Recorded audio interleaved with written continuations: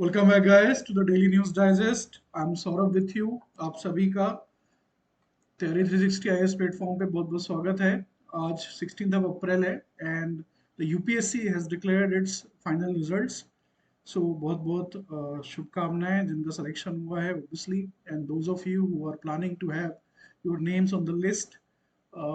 Simply the news stories which are there, it simply tells you कि persistent and hard work, persistence और hard work कितना ज़्यादा important है। So it's very important to always keep on track और आपकी जो preparation है उसको आप लगातार उसमें लगे रहें।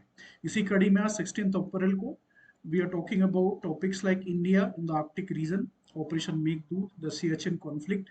इसके ऊपर हम डिटेल में बात करेंगे और प्रीलिम्स पॉइंट ऑफ व्यू से हम बात करेंगे मार्च के जो महीना हमारा निकला अभी उसमें गुड्स एक्सपोर्ट्स का, इंडियन मेट्रोलॉजिकल डिपार्टमेंट के मानसून प्रोटेक्शन का और India Uzbekistan joint military exercise का। So let just start our lecture. So India in the Arctic region. A very important article has been published today in the Hindu, India's Arctic imperative. So I thought to bring this topic today.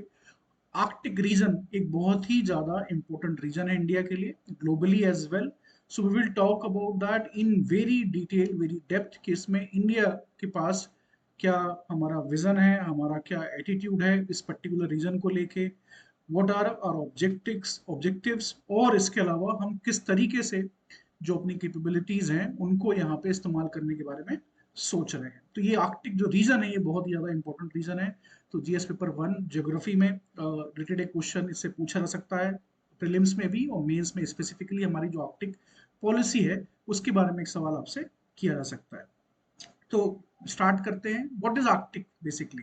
So it is commonly understood to refer to the region above the Arctic circle. जो Arctic circle है उसके ऊपर वाला region north of latitude 6634 north, which includes the Arctic Ocean with the North Pole at its center। तो north pole जो है इसके centre में इस रीजन के 8 आर्कटिक स्टेट्स हैं जिनकी बॉर्डर इस रीजन से लगती है। They are also members of the Arctic council. तो इसमें आप देखें अगर अमेरिका से, अमेरिकन कॉन्टिनेंट से कनाडा है and United States of America है। उसके अलावा आप बात कर सकते हैं यूरोप की, तो Russia, Sweden, Norway, Iceland, Finland, Denmark, these are all members of the Arctic council. ये जो पूरा रीजन है इसमें लगभग 4 मिलियन इनहेबिटेंट्स रहते हैं और लगभग 40 लाख की जनसंख्या है, और इसमें से एक बहुत बड़ा नंबर इंडिजीनियस पीपल का है, those who are living since antiquity here. Arctic Ocean or surrounding the landmass has been a topic of immense interest and high priority area of research among the global scientific fraternity as well as the policy maker। ऐसा क्यों है, क्यों ये reason important हो जाता है? क्या सिर्फ ये रीजन एक पॉलिटिकल पॉइंट ऑफ व्यू से इंपॉर्टेंट है या इकोनॉमिक पॉइंट ऑफ व्यू से इंपॉर्टेंट है या फिर नेविगेशन पॉइंट ऑफ व्यू से इंपॉर्टेंट है या फिर ये इन्वायरमेंटल पॉइंट ऑफ व्यू से भी इंपॉर्टेंट है? सो इसका आंसर जो होगा कि सारे जो मैंने आपको वेरिएबल्स बताए इनके पॉइंट ऑफ व्यू से ये रीजन बहुत ही इंपॉर्टेंट है, because it influences atmospheric, oceanographic and biogeochemical cycles of the earth ecosystem. Now vulnerability of this region is obviously very high, unprecedented है काफी ज्यादा, क्योंकि यहाँ पे हमें देखने को मिल रहा है कि जो आइस कैप है, we are losing these ice caps. तो दुनिया भर में ग्लोबल वार्मिंग है, ग्लेशियर्स मेल्ट हो रहे हैं, लेकिन यहाँ पे जो इफेक्ट है वो काफी ज्यादा है। इसे हम आर्कटिक एम्प्लीफिकेशन भी कहते हैं, इसके बारे में मैं आगे आपसे बात करूंगा। तो आइस सी, आइस लॉस हो रहा है, ice caps we are losing, and ocean जो है आसपास का जो ओशन है, आर्कटिक ओशन जिसे हम कहते हैं, वो भी काफी वार्म हो रहा है, एटमॉस्फेयर में भी वार्मनेस है। इसकी वजह से क्या हो रहा है? It is leading to lowering of salinity levels. जो सैलिनिटी लेवल है वो गिर रहा है। टेम्परेचर जो है differential between the land and oceans, the tropical regions is increasing, drying of subtropical areas and increase in precipitation at the higher latitude। So you can see very fundamental changes are happening because of what is happening in the Arctic। So ये इतना ज्यादा important region है। Map के माध्यम से हम देखते हैं कि एग्जैक्टली हम कहाँ बात कर रहे हैं। So you can see this is the North Pole, centre पे नॉर्थ पोल है आपके, और ये जो सर्कल आप खींच रहे हो पूरा, दैट इज आर्कटिक सर्कल। हमने बात की आर्कटिक काउंसिल की जिसके 8 मेंबर स्टेट्स हैं। ये प्रीलिम्स पॉइंट ऑफ व्यू से आपके लिए बहुत इंपॉर्टेंट हो जाता है, जिसमें आप देख सकते हो ग्रीनलैंड है, अलास्का जो कि यूनाइटेड स्टेट्स ऑफ अमेरिका का हिस्सा है, कनाडा है, रशिया है। इसके अलावा आप देख रहे हो फिनलैंड है, स्वीडन है, सो आइसलैंड है। So the countries are marked here and this region is under threat. For variety of reasons. तो इसको पढ़ना हमारे लिए बहुत ज़्यादा इंपॉर्टेंट हो जाता है, इंडियन पॉलिसी मेकर्स के लिए भी ये बहुत ही बड़ा टास्क है ये अपने आप में। नाउ इंडिया की अगर हम बात करें तो हमारे लिए जो आर्कटिक रिसर्च है वो कोई नई बात नहीं है। We signed the Svalbard treaty in Paris in 1920 itself. You may say sir that we were not independent at the point of time, so I'll just tell you कि जो यूएन है उसमें भी हम सिग्नेचरी कंट्री हैं और foundational member है India United nation का, इवन दो कि India was under occupation by the British at that point of time. तो ब्रिटिशर्स जो गवर्नमेंट थी ब्रिटिश इंडिया के अंदर, ब्रिटिश गवर्नमेंट, उन्होंने साइन किया है ट्रीटीज को। सो 1947 के बाद after we got independent 1950 we implemented our own constitution. हमारा जो लीगल स्टैंडिंग है वो जो प्रीवियस ब्रिटिश एम्पायर था हमने उसके साथ एक कंटिन्यूटी मेंटेन की, और जो ट्रीटीज वगैरह साइन हुई थी, जैसे ये ट्रीटी साइन हुई थी यूएन को हमने ज्वाइन किया था, इसको हमने टच नहीं किया। 2007 में पहला साइंटिफिक एक्सपीडिशन भेजा गया आर्कटिक। इस चीज को हमें ध्यान रखना है कि अंटार्कटिका में 1981 में भेजा गया था। So there is a difference, Antarctica was a different ball game altogether. So हाँ 1981 में हमने पहला साइंटिफिक एक्सपीडिशन भेजा था, यहाँ 2007 में भेजा। 2008 में रिसर्च बेस हिमाद्री जो स्वालबर्ड ये नॉर्वे का रीजन है यहाँ पे स्टैब्लिश किया गया। Deployed IndARC multi sensory mode observatory in Kongsfjorden, तो ये देख सकते हैं इसमें IndARC, this is basically what we have deployed. और उसके बाद 2016 में एक अलग से लेबोरेटरी भी हमने सेटअप की है, ग्रुबे बैडेड लेबोरेटरी इसको कहा जाता है। सो हमारी जो रिसर्च है आर्कटिक रीजन में काफी समय से चल रही है। We are not new to this particular area, so much and so कि we have an Arctic mission. तो अगर मिशन को अगर आप देखें तो कोर हमारे जो ऑब्जेक्टिव्स हैं उसमें सबसे पहला है कि to enhance India's cooperation with this region, harmonize polar research with the third pole that is Himalayas. So Indian scientists जो scientific जो data है Himalayas के बारे में वो काफी extensive है because it is located here only Himalayas. तो इसको हार्मोनाइज करना पोलर रिसर्च के साथ, क्योंकि Himalayas are also called the third pole इनको भी कहा जाता है। इसको हार्मोनाइज करना काफी हमारे लिए इंपॉर्टेंट है for variety of reasons, I will talk about that. To contribute to efforts to enhance humankind understanding of the Arctic region, ये भी बहुत इंपॉर्टेंट है। साइंटिफिक जो एक क्यूरियोसिटी है ह्यूमन स्पीसीज में, वो जो फ्लैग ऑफ साइंस है उसको आगे लेके जाना, and India has to play very important role in it.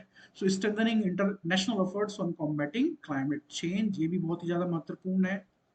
जैसे मैंने आपको बताया क्लाइमेट चेंज दुनिया भर में हो रहा है, लेकिन इसका जो इफेक्ट है वो पोलर रीजन में आर्कटिक अंटार्कटिक में 3 से 4 गुना ज्यादा होता है compare to rest of the world. To advance the study and understanding of the Arctic within India. This is also very important. So these are the 5 pillars of our mission. अगर हम mission की बात करें, इसी कड़ी में सन 2022 में India ने एक आर्कटिक पॉलिसी लॉन्च की। So this policy is absolutely critical. जब आप आंसर राइटिंग की तरफ जाएंगे तो इसको आप ध्यान में रखते हुए आंसर राइटिंग करेंगे। सो इसके बारे में हम बात करेंगे। ये हिमाद्री स्टेशन है हमारा, जो कि आपको पीपीटी में दिखाई दे रहा है। So this is India's Arctic station Himadri. So जो पिलर्स हैं इस पॉलिसी के, the policy is very important. Government communicate to individuals, to organisations, to foreign governments through policies. तो जो पॉलिसी बनाई जाती है वो एक कॉम्प्रहेंसिव डॉक्यूमेंट होता है जिसमें हमारे जो विजन है, हमारे जो ऑब्जेक्टिव्स हैं, जो चैलेंजेस हैं, सब कुछ आउटलाइन किए जाते हैं। तो हमारी एक पॉलिसी 2022 में बनाई गई। नाउ यहाँ सबसे पहले आप देख सकते हो जो पिलर्स हैं हमारी पॉलिसी के, सबसे पहले आपको दिखाई देगा साइंस एंड रिसर्च। ये सबसे पहला पिलर है हमारा, हमारा जो आर्कटिक पॉलिसी है उसका, कैसे इंडिया आर्कटिक रीजन को अप्रोच करेगा। तो यहाँ पे साइंस और रिसर्च के लिए बहुत कुछ है, जिसमें आप एटमॉस्फेरिक एंड ओशन साइंसेस की बात कर सकते हैं, ग्लेशियोलॉजी की बात की जा सकती है, there are marine ecosystem such as fisheries, geology, geophysics, geo engineering, polar infrastructure, cold biology, ecology, biodiversity, microbial diversity आजकल काफी ज्यादा इंपॉर्टेंट है, क्योंकि यहाँ पे जो परमाफ्रोस्ट है, जो परमानेंट एक लेयर है बर्फ की, ये मेल्ट हो रही है। जब ये मेल्ट होगी तो ऐसा हो सकता है कि बहुत सारे माइक्रोब्स जो यहाँ माइक्रो ऑर्गेनिजम्स जो यहाँ पे दबे हुए हैं, दे विल कम आउट। तो माइक्रोबायोलॉजी आर्कटिक के केस में बहुत ही इंपॉर्टेंट है। So we are looking into for example many new types of diseases, viral और बैक्टीरियल डिसीजेस फैल सकती हैं दुनिया भर में। जैसे ही बर्फ पिघलेगी तो जो बैक्टीरिया वायरसेस दबे हुए हैं, they will come out.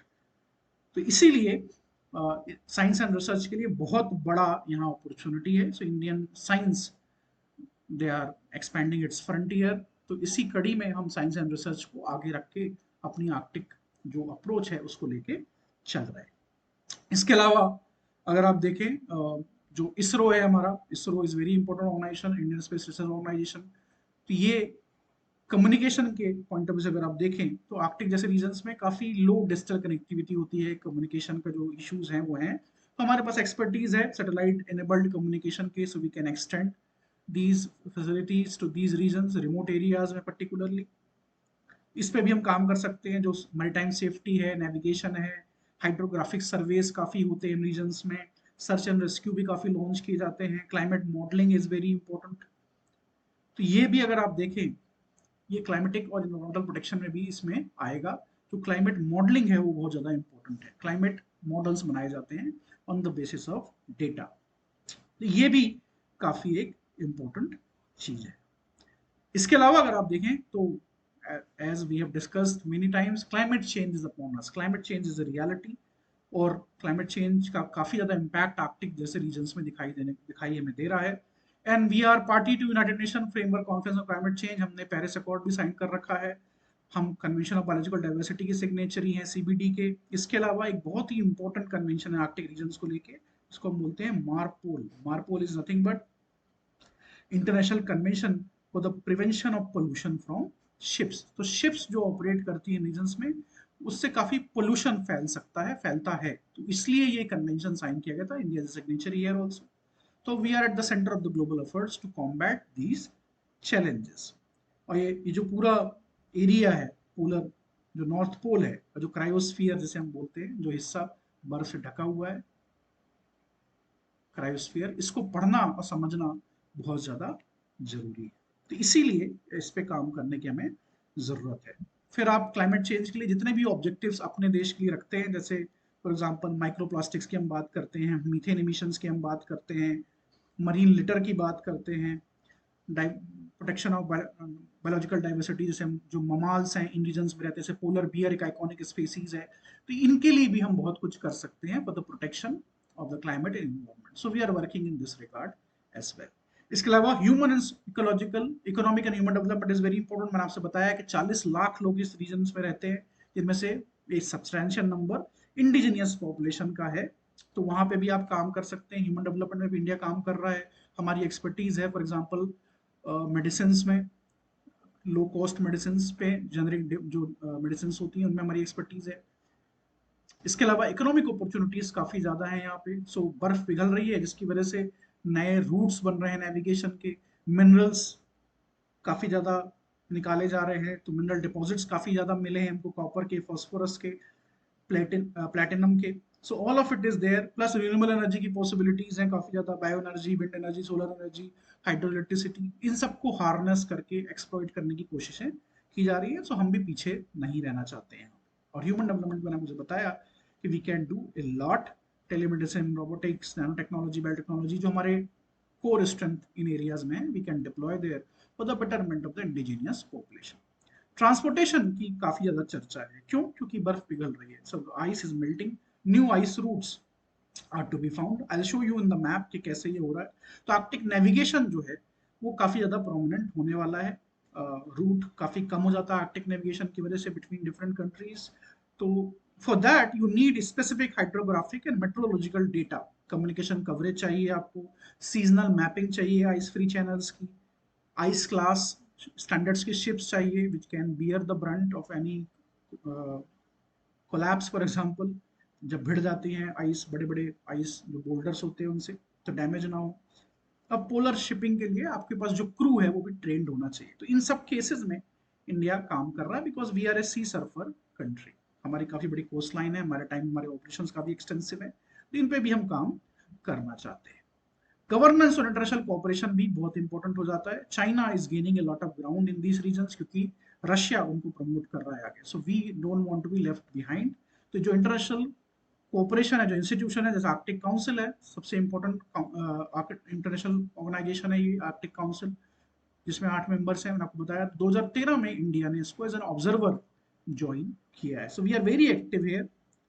We are observer, we are very active in this regard, और जो भी इम्पोर्टेंट इनिशिएटिव्स लिए जाते हैं उसमें इंडिया का काफी कोर जो सपोर्ट है और जो कोऑपरेशन है वो दिखाई देता है। So this is also very important. तो हमारे पास अगर आप देखें, इंडिया में नेशनल कैपेसिटी बिल्डिंग के भी बारे में काफी बातें की जा रही हैं कि आर्कटिक रीजन को लेके इंडियन यूनिवर्सिटीज हो, इंडियन साइंटिफिक कम्युनिटी हो, हमारे जो मैन पावर है मैरीटाइम उसमें हो, शिप बिल्डिंग इंडस्ट्री हो, आइस क्लास स्टैंडर्ड्स की शिप्स बनाना रिसर्च के लिए, नेविगेशन के लिए। So these are very very important for the future to come. तो इसलिए नेशनल बिल्डिंग पे भी काफी फोकस किया जा रहा है। ये है हमारे पिलर्स ऑफ द पॉलिसी। इसके बेसिस पे ही इंडिया की जो गवर्नमेंट है, हमारे साइंटिफिक इंस्टीट्यूशंस हैं, उनका इंगेजमेंट जो है आर्कटिक रीजन से होगा। नाउ मैंने आपको बताया क्लाइमेट चेंज एक बहुत बड़ी थ्रेट है। तो एक बहुत ही सीवियर सिचुएशन डेवलप होती है आर्कटिक रीजन में, से हम आर्कटिक एम्प्लीफिकेशन कहते हैं। मैंने आपको बताया क्लाइमेट चेंज क्या है। क्लाइमेट चेंज की वजह से ग्रीन हाउस गैसेस का कॉन्सेंट्रेशन एटमॉस्फेयर में बढ़ रहा है। इसकी वजह से बहुत बड़ी मात्रा में जो ओशंस हैं हमारे, वो ऑब्जॉर्व कर रहे हैं कार्बन डाइऑक्साइड को, जिससे कार्बनिक एसिड बनता है और एसिडिफिकेशन भी होता है ओशंस का। आइस कैप मेल्ट हो रही हैं। सो जिसकी वजह से जो इम्पैक्ट है वो काफी ज्यादा हमें देखने को मिल रहा है। और रनअवे जो ग्लोबल वार्मिंग है, इस पूरे चार्ट के माध्यम से आप देख सकते हो कि कितनी ज्यादा उसमें सीवियर सिचुएशन डेवलप हो रही है। फॉसिल फ्यूल जब बर्न करते हैं तो एटमॉस्फेयर में CO2 और मीथेन बढ़ता है, एयर टेम्परेचर बढ़ता है, सी टेम्परेचर बढ़ता है, आर्कटिक आइस क्यूब मेल्ट होती है, ओशन की सैलिनिटी कम होती है, और उसकी वजह से भी अगर आप देखो थर्मोहेलिन करंट स्लो हो जाती है। Possible state change in global climate आपको दिखाई देगा। और जो सॉलिड फ्रोजन मीथेन हाइड्रेट्स हैं वो मेल्ट होते हैं, उसकी वजह से भी गैसेस निकलती हैं, और भी ये पूरा जो लूप है ये बनता जाता है। और 3 से 4 गुना ज्यादा इफेक्ट पड़ता है आर्कटिक रीजन पे, अंटार्कटिका पे, of the global climate change compare to rest of the world. Northern sea route की मैंने आपको बात की थी। नॉर्दर्न सी रूट जो आपको दिखाई दे रहा है, बेसिकली ये आइस मेल्ट हो रही है तो नया रूट एक क्रिएट हो रहा है। तो पहले जो सियोज कनाल रूट था जिसने रिवोल्यूशनाइज कर दिया ग्लोबल हिस्ट्री को, इसी कंटेक्स्ट में आप इस रूट को देखेंगे। So it is going to change many things. तो फॉर एग्जांपल, ये जो कंपनी है Maersk, the world biggest shipping company, is prepare to send a cargo vessel through the Russian Arctic for the first time. तो अगर आप देखें compare to traditional Suez canal route, क्या होगा? तो taking the northern sea route can cut the journey times by up to 2 weeks. समय आपका बचेगा, फ्यूल बचेगा। Passage now feasible for 3 months a year. तो ये जो एक शिप है, ये रशियन एक पोर्ट है व्लादिवोस्तोक, यहाँ से निकलती है, stopping in Busan South Korea before making its trial journey. Traditional Suez canal जो रूट है 8,000 किलोमीटर लॉन्गर है that compare to northern sea passage. So these things are happening when it comes to Arctic region. तो हमारा जो answer है वो हमारी जो पॉलिसी है उसके अराउंड रिवॉल्व करेगा। सो जिसको आपको बहुत ध्यान से पढ़ना है, इसका जो मैप है उसको भी बहुत ही ध्यान से आपको पढ़ना है। ये प्रीलिम्स में भी इसके ऊपर सवाल पूछा जा सकता है। Now the second topic is operation Meghdoot, the Siachen conflict, Siachen issue, Siachen dispute. Today, it is 16th of April आज हो गया. So yesterday was the anniversary of the Operation Meghdoot, जब इंडियन आर्मी ने 1984 में सियाचिन ग्लेशियर को कैप्चर किया. So this is a very important day. और ये इंडियन सब कॉन्टिनेंट की हिस्ट्री में ये जो ऑपरेशन है ये बहुत ही ज्यादा सिग्निफिकेंस का ऑपरेशन है. तो इसके बारे में आज हम बात करेंगे. और इंडियन बेसिकली जो बात होगी वो that will be under the larger topic of Indo Pakistan relations. तो सियाचिन ऑपरेशन को 40 साल हो गए. अप्रैल 13 marked 4 decades since the Indian Army preempted Pakistan and occupied the glacier on Santoro Ridge overlooking the Nubra Valley in the Karakoram ranges. So this is the highest battlefield of the world, coldest battlefield of the world. 1970s 80s में Pakistanis were trying to get it, but before they could do that, Indian Army took over the glacier. Height इसकी आप देख सकते हैं 15,632 feet. Highest battlefield है दुनिया की. तो हम बात करेंगे इसकी ज्योग्राफी के बारे में, फिर हम बात करेंगे कि एग्जैक्टली ऑपरेशन क्या था, फिर हम बात करेंगे कि स्ट्रेटेजिकली क्यों सिग्निफिकेंस है इसकी जो हिस्ट्री है उसके बारे में I will shed light. So Siachen glacier basically a piedmont glacier located in Karakoram range. जो काराकोरम रेंज है उसमें ये लोकेटेड है। तो जो हिमालयन रेंजेस हैं, Karakoram, Ladakh, Zanskar, Himadri, these are absolutely critical for prelims. It lies in the heavily glaciated Himalayan region known as the third pole. मैंने आपको बताया Himalayas are also called the third pole because mountain glaciers in this region contain more fresh water than is found anywhere else on Earth except for the polar ice cap. The Siachen Glacier lies between the Saltoro Ridge, a sub-range of the Karakorams to the west, and main Karakoram range to the east. 75 kilometre लंबा है ये glacier, which makes it the second largest non-polar glacier in the world after the Fedchenko Glacier in Tajikistan. So दुनिया का दूसरा सबसे बड़ा non polar glacier है, मतलब पोल्स में नहीं है, नॉर्थ पोल और साउथ पोल के बाहर है, लेकिन दुनिया का सेकंड लॉन्गेस्ट है। 75 किलोमीटर, ह्यूज ह्यूज लेंथ। इसका जब मैप हम देखेंगे तो आपको ज्यादा समझ में आएगा। I just in a second. So at the glacier snout to proglacial melt water streams emerge. जब ये मेल्ट होता है तो दो स्ट्रीम निकलती हैं and they eventually they combine into single stream, thus forming the Nubra river. Rivers are very important in the Indian Union Territory of Ladakh. Siachen is temperate zone glacier, temperate region में है ये, polar region में तो है नहीं, इसलिए काफी ज्यादा रन ऑफ जनरेट होता है अब्लेशन सीजन में, गर्मियों में, causing the Nubra to carry a heavy load of sediment. Sediment काफी ज्यादा ये जो river है ये कैरी करती है। It flows 90 kilometre before the confluence with the Shok river. शोक मतलब शोक, संस्कृत का शोक, जिसका मतलब होता है दुख, because this river was simply very dangerous for the people who are travelling, particularly the traders. Trade route में आपको दिखाऊंगा मैप के अंदर exactly. So which in turn drains into approximately 30 to 100 kilometre long Indus river. So Nubra tributary है शोक की और शोक tributary है इंडस की, एक तरीके से। Now look at the map. Map is absolutely critical, और अभी मैं हिस्ट्री के बारे में बात करूंगा इसमें। सो दिस इंटायर रीजन जो आप देख रहे हो मैप में, this is the Indian state of Jammu and Kashmir, erstwhile state of Jammu Kashmir, 1947, जब Maharaja of Jammu and Kashmir was an independent state और उन्होंने इंस्ट्रूमेंट ऑफ एक्सेशन जो है वो साइन किया। जब बाद में उन्होंने किया तो 1947 is a very important year. So this map which you see changed significantly after the first Pakistan India war. तो आप ये देख सकते हो पाकिस्तानी ऑक्यूपाइड गिलगित बाल्टिस्तान है ये, this is Pakistani occupied Kashmir, और this area this is called Aksai Chin, this has been occupied illegally by China. तो 1949 में कराची में एक एग्रीमेंट होता है, it's a very important agreement, इसको हम कराची एग्रीमेंट हिस्ट्री में कहते हैं।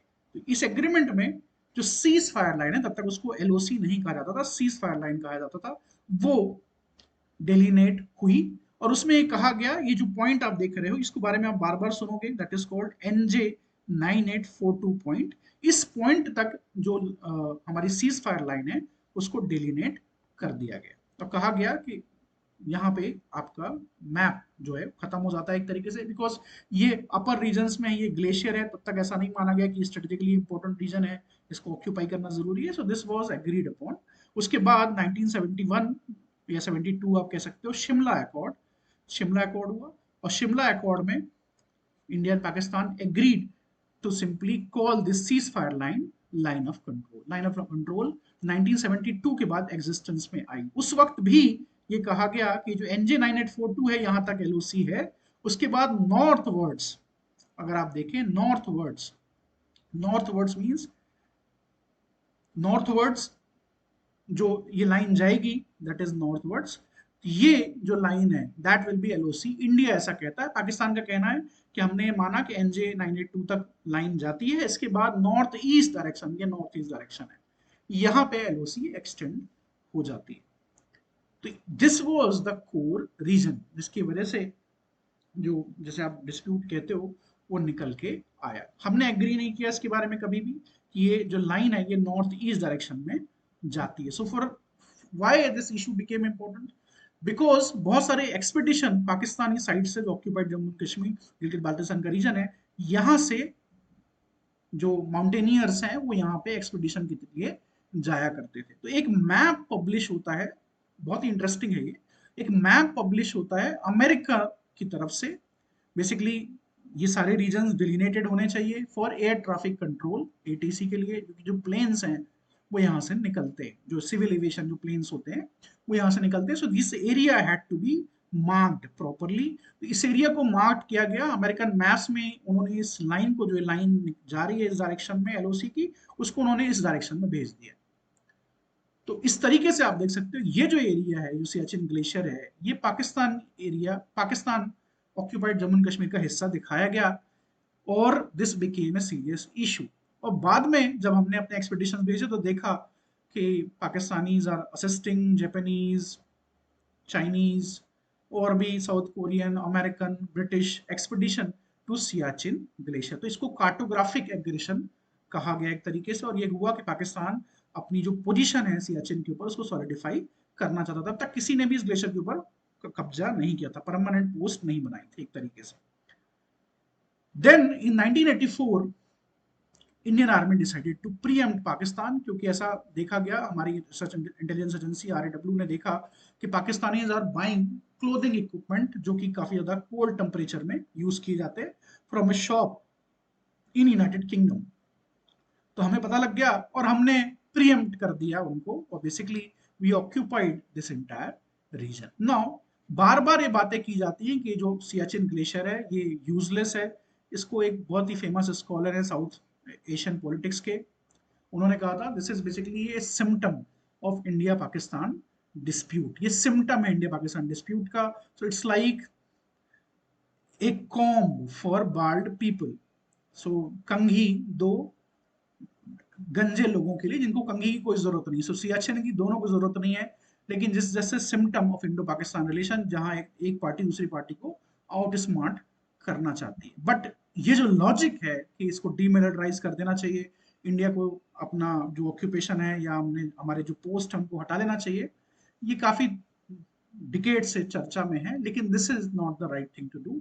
The previous chief of army staff general Naravane also have written an article जिसमें उन्होंने कहा है कि इसको डीमिलिटराइज हमें नहीं करना चाहिए। अगर हम बात करते हैं आगे कि क्यों नहीं करना चाहिए, so this is far more detailed map of the smaller region जो आप देख रहे हो मैप में।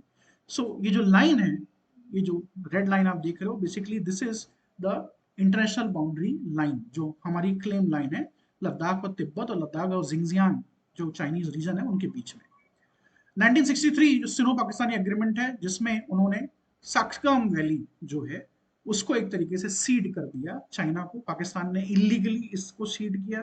इस मैप में देखिए, ये जो सक्सगाम वैली है, ये जो पूरा रीजन है, ये east while Jammu and Kashmir का हिस्सा था, लेकिन पाकिस्तानियों ने ये जो पूरी वैली है इसको एक तरीके से इनको दे दिया, इलीगली दिया लेकिन दे दिया। नाउ ये आप मैप में भी देख सकते हो, ये जो लाइन आप देख रहे हो, so ये जो हिस्सा है जो रेड और इसके बीच नंबर 2 और नंबर 1 के बीच जो हिस्सा है सक्सगाम वैली है, जिसको पाकिस्तानियों ने इलीगली सीड कर दिया। एक्चुअल ग्राउंड पोजीशन लाइन कहा जाता है इंडिया और पाकिस्तान की जो आर्मीज की पोजीशन है, जो नंबर 3 आप देख रहे हो यहाँ पे है ये। इसको एलओसी नहीं कहा जाता। सियाचिन में जो आर्मी की मार्क्ड पोजीशन है उनको एजीपीएल कहा जाता है, क्योंकि एलओसी तो शिमला एग्रीमेंट के बाद बनी और उसमें ये डिलिमिटेड नहीं था। नंबर 4 ये जो आप देख रहे हो, basically this is line of control. यहाँ पे लाइन ऑफ कंट्रोल खत्म हो जाती है, तो पाकिस्तानियों का कहना है कि भाई लाइन ऑफ कंट्रोल ये ऐसे एक्सटेंड होनी चाहिए नॉर्थ ईस्ट में। हमारा कहना है कि इसको नॉर्थवर्ड जाना चाहिए, जो कि आप देख रहे हो इस मैप में जा रही है। चाइनीज क्लेम लाइन जो लद्दाख में है वो यहाँ तक है, so that is right now not important. Siachen glacier ये जो नंबर 6 आप देख रहे हो यहाँ पे है। सक्सगाम वैली मैंने आपको दिखाया 7 नंबर कौन सी है, और काराकोरम पास जो आदमी हमारे पास है, इस वेरी स्ट्रेटेजिक पास, ये 8 नंबर में यहाँ आपको दिखाई दे रहा है। सो अगर इंडिया डीमिलिटराइज कर देता है जिसके लिए हम एग्री भी हो गए थे अनऑफिशियली, प्रोवाइडेड कि पाकिस्तानीज मार्क्ड एंड एग्री कि एजीपीएल पोजीशन क्या है, कहां पे इंडियन आर्मी थी, कहां पे पाकिस्तानी आर्मी थी, ये हम मैप में मार्क कर देते हैं। इसके बाद हम सियाचिन को छोड़ देंगे, लेकिन पाकिस्तानी इसको एग्री नहीं करते। उनके सिनिस्टर मोटिव्स हैं, we don't trust them also, इसीलिए डीमिलिटराइज नहीं किया जाएगा इसको इंडियन आर्मी की तरफ से। अगर आप सियाचिन पे बैठे हो तो आपको नंबर 7 जो सक्सगाम वैली है उसके ऊपर आप नजर रख सकते हो। काराकोरम पास, अगर आप सियाचिन को छोड़ देते हो तो काराकोरम पास के ऊपर थ्रेट हो जाएगा। जो दसपांग प्लेन्स हैं इन एरियाज में सीरियस आपको क्राइसिस हो जाएगा। तो सियाचिन के ऊपर इंडियन आर्मी का प्रेजेंस बहुत ही ज्यादा इंपॉर्टेंट है, दैट इज एब्सोल्युटली क्रिटिकल। अगर हम वेकेट कर देते हैं और पाकिस्तान इसको ऑक्यूपाई कर लेते हैं तो डायरेक्ट कनेक्टिविटी उनकी हो जाएगी with the Chinese. So this is will be a very serious threat to our strategic interest. पाकिस्तानियों को कहना है कि ये एक लो हैंगिंग फ्रूट है, Siachen conflict Jammu and Kashmir conflict से अलग नहीं है। Siachen is also a part of erstwhile state of Jammu and Kashmir, जो कि इंडिया का इनएलियनेबल पार्ट है। So this is the situation right now of the Siachen, और operation Meghdoot simply was done precisely to capture these positions so that हमारे जो strategic interest है वो compromise ना हो। ये बहुत ही carefully prepared map, this is very interesting map, जिसमें आपको कैटेगोरिकली दिखाई दे रहा है कि किसकी क्या पोजीशन है। Now the prelims news, this is very important for GS paper 2 international relations, जिसके ऊपर आपसे सवाल पूछा जा सकता है, और प्रीलिम्स में ज्योग्राफी के ऊपर भी इसके ऊपर सवाल पूछा जा सकता है। मार्च का जो गुड एक्सपोर्ट डेटा है वो कह रहा है कि पिछले 12 महीने का सबसे बड़ा नंबर हमने अचीव किया है मार्च में। हम बात यहाँ मर्चेंटाइज गुड्स की कर रहे हैं, सर्विसेज एक्सपोर्ट्स की बात नहीं कर रहे हैं। तो जो गुड्स ट्रेड डेफिसिट है वो 15.6 बिलियन तक मार्च में हो गया। हालांकि अगर आप नंबर को देखें तो 0.67 डिक्लाइन है compare to March 2023। Import bill have been reduced because gold import कम हो गए हैं, गोल्ड काफी महंगा है इस समय, which fell to 53.6% to 1.53 billion. So this is very interesting data कि नंबर जो है मार्च में रीबाउंड किए हैं compare to February, January and December 2023। तो हमारे लिए कुछ हेडविंड्स हैं और कुछ टेलविंड्स हैं हमारे एक्सपोर्ट्स के लिए। सो जो हेडविंड है इसका मतलब है कि आपकी ग्रोथ को थोड़ा बट्टा लग सकता है, टेलविंड है मतलब आपको बेनिफिट हो सकता है। ये बेसिकली टर्मिनोलॉजी ओशनिक शिप्स के लिए यूज की जाती है, जब पहले स्टीम इंजन नहीं होता था। तो दुनिया भर में आपको मालूम है कि कॉन्फ्लिक्ट है, there is a huge geopolitical instability, तो that can do a lot of harm to our exporters. इसके अलावा जो रिसेशन की पॉसिबिलिटी है, चाहे वो अमेरिका में हो, चाहे यूरोप में हो, चाहे जापान हो, यूके हो, देयर इज सीवियर पॉसिबिलिटी। और यूरोप में वॉर भी चल रही है। इसके अलावा दुनिया भर में इन्फ्लेशन काफी ज्यादा बढ़ा है, जिसकी वजह से भी जो परचेजिंग पावर है कंज्यूमर की काफी कम हो गई है, जिसकी वजह से हमारे एक्सपोर्ट्स को नुकसान हो रहा है। प्लस ये जो रेड सी का कॉन्फ्लिक्ट है, इसकी वजह से भी ट्रेड को थोड़ा नुकसान पहुंचा है। टेलविंड्स भी हैं इंडिया के केस में, अगर आप देखो तो हमारा जो करेंसी है वो काफी स्टेबल है एक तरीके से, that is also very positive thing.